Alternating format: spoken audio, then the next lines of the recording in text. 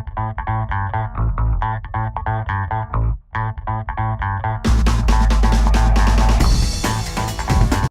Emily, and today I'm going to be talking about the first 20 minutes of our arrival at Remington's restaurant. When we first arrived to the restaurant, we were a little confused with the parking. It was far from the building and underground. The length of the walk to the restaurant from the parking lot is not a big deal for a young group like us, but an elderly couple would not fully enjoy this lengthy walk, and it could be difficult for them to get to the front doors of the restaurant. Our first impression when we walked into the restaurant was great. We had a dinner reservation set for 7 p.m. When making the reservation, we made a point to tell the server about Stacy's peanut allergy. We said it was Emma's birthday, and we requested a window seat. There was no line when we came in, and the host told us our reservation was ready. She greeted us promptly at the door. We arrived 15 minutes early and was seated right away by the friendly hostess. She asked us who had the peanut allergy. After Stacy told her that she did, the hostess said okay and said that she would let our server and the chef know of the allergy. This made us feel at ease knowing that our friend Stacy was safe eating here at this restaurant. Right then, we were pretty pleased with the extra effort they took to make us aware they noticed our request and they cared about us and our requests. We were greeted within 30 seconds and seated within 1 minute of arrival. After the hostess gave us the menus, we were greeted by our server, Steve. He told us about their wine list and how Remington's is known for their prime rib. He helped us choose which bottle of wine to get. We chose a Merlot from Oregon. He did not suggest a starter course, but he did upsell the wine by offering the last bottle of this more expensive bottle. When he came to our table to pour our wine, he started with Mo for him to taste. Mo liked it, so he proceeded to pour the rest of the table. Usually, this would be the correct way to serve wine, but unfortunately, he forgot one important thing. Emma is only 18, and he poured her a glass of wine. We didn't say anything to him, and he put the bottle down and left. Emma, the underage designated driver, was served alcohol. This is a huge fault made by our server. When we were ready to order our food, our server was able to answer all of our questions, such as which sides we were allowed to sub in and out of our meals, and what was in each dish. We ended up ordering fried brie to start, and this was served in less than 10 minutes to us. This was a good service. Once we finished the appetizer, he promptly cleared the empty plate and brought over side dishes of horseradish for our prime rib that we all decided to order for our entree. One fault we noticed in the beginning of our dining experience there was that we were not served water. We had to ask our server for it, and he forgot about it, and we had to ask again for it 10 minutes later. This time, he made sure not to forget. Hi, my name's Stacy, and I will be covering atmosphere. When we first got to the restaurant, I noticed that the lights were really dim. It was almost too dark. Taking pictures was impossible without the use of flash, which could have been disruptive to nearby customers. The decor was very creative and definitely went with the Montana ranch theme. There were chandeliers that were made out of antlers. There's a brick fireplace in the middle of the dining room, and the bar was just a standard bar with the classic lineup of bottles in behind. The color palette that was used were browns and burgundies. I felt that the tables were really close together. You almost felt like you were having dinner with everyone else in the restaurant, which wasn't exactly the experience we were looking for. The chairs were very comfortable, but in order for me to leave the table to use the restroom, Emily had to stand up from the table and let me out. This disrupts the conversation. The bathroom was not very impressive.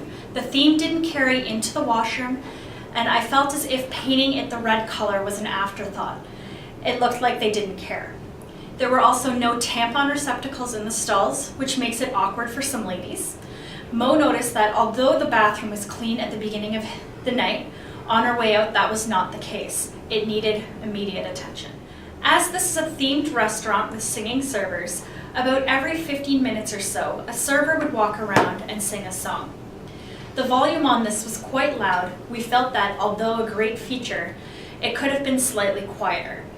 As for regular music, this was all over the place, from country to pop to classic rock, and we felt that this took away from the overall experience. Overall, the atmosphere matched the style of the restaurant, minus the few flaws that I noted. These are quite easy fixes that would make the experience that much better. Hi, my name is Bricia, and I'll be talking about the food section of our presentation. Firstly, we were all very impressed with the server and the hostess's attention to detail. We had Emma having her birthday that day, And then we had Stacy's food allergies, which was a main concern of ours. Both of them took note of it, and they said they would also talk to the kitchen as well.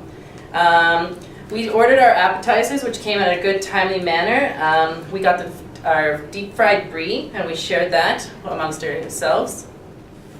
The fried brie came out at an amazing pace of time. It was fantastic, it was warm, amazing, and we all very much enjoyed it.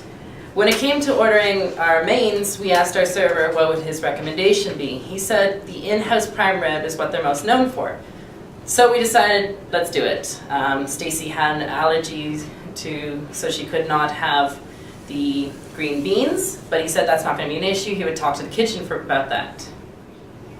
We were very surprised and excited to hear that Stacy's food would actually be coming off a separate pass, so that wouldn't be in any contact with our food or any other food. And that just blew us away. Our server brought Emily, myself, and Emma's food at a quick pace, and the only downside we found was that we had to wait about an additional 5 minutes for Stacy's food to arrive. So we were all sitting there looking at our food and being like, we can't eat you yet because not everyone's got their food. We were really disappointed about the wait, and we really felt that the kitchen should have coordinated that better between the two passes, and that it would have created a better experience if all of our food came up at the same time, or at least less of a wait. That being said, it wasn't too big of a deal, and we were excited to start our food. As for presentation for our food, we were not blown away. It was very much lacking. We had an ice cream scoop size of mashed potatoes. We had green beans that were slightly blanched, and a giant piece of prime rib just like on top of it. Another issue we had with plating was the au jus was just splattered everywhere. 2 of our plates out of the 4 actually had au jus on the side of the plate as a drop. And we just thought that extra attention to detail, just wiping it off, would have made the plate look so much better. The biggest disappointment was actually the food. When we actually got a chance to actually eat our food, we found that all of our food was at best lukewarm. The mashed potatoes were pretty much room temperature. And that was a massive disappointment, and may have been because we were waiting so long, but Stacy's order was just as cold. So we actually flagged down our server and told them to return the food. As being hospitality students, we had a hard time, and it was a conflict for us because we just wanted to make everyone happy, but of course for this review we wanted to make sure we got the proper food. Our server came to us and did apologize. He took all of our plates back and he took it to the kitchen. After about 5 minutes, he arrived back with brand new plates, and that really surprised us that we actually got brand new plates rather than them putting the food on like the grill or the hot pass or something else, and that was really great to see. That being said, again, our food wasn't the heat that we wanted it to be. It was still on it was more warm, but slightly lukewarm at the same time. So we came at that point to understand that that's probably the way they serve their food, and we just kind of ate it. After we finished dinner, our server did a great job and he cleared our plates and everything. We did order dessert. That being said, we were disappointed that he didn't offer us tea or coffee service.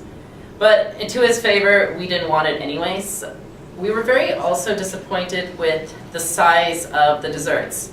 Emma and Emily got 2 types of cheesecakes, and they were quite large, whereas Stacy got a creme brulee and it was a small one. And I got the house special, and it was literally like a tiny little bar for $9 for all these desserts. So that was very disappointing about that. Overall review about the food and everything, it was okay. I wouldn't be saying it was like the best food we've ever had or the best prime rib that I've ever had in my life. As for the price point, we all agree that it definitely wasn't worth it. We ended up paying about $70 each for our wine and our food and dessert, but we wouldn't be running back to return. Hi, my name's Emma, and I will be talking about the staff. So all the staff was definitely dressed to impress. The servers were dressed in all black with a red tie and apron. The hostess was dressed appropriately. You could tell what she was wearing was professional and clean. Our server spoke clear and made eye contact with us at all times. He smiled and was very pleasant. Sometimes he seemed to be too serious for the vibe of the restaurant, but overall we enjoyed having him as a server. He didn't linger at all. He was prompt and knew what he was doing. His posture was professional, which made it seem like he really cared about the guest experience. We never saw servers eating or drinking where we could see. We did notice that none of the workers wore name tags, which was kind of odd to us. We did see a supervisor on duty. He was interacting with the servers and helping them settle bills and such. We also saw him bringing out foods to the table. Although we never got to talk to him, he seemed like he was really nice and welcoming.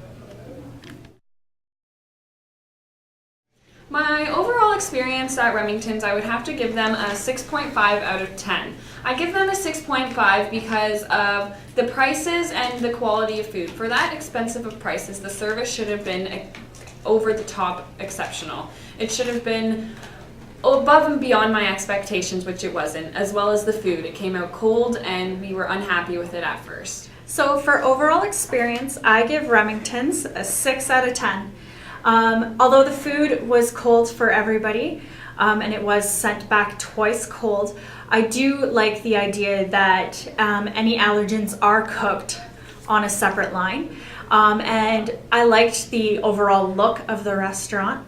I do feel that it was a little crowded and that the volume could have been turned down slightly on both the singers and the overall music, and that perhaps choose one genre, not multiple genres for music.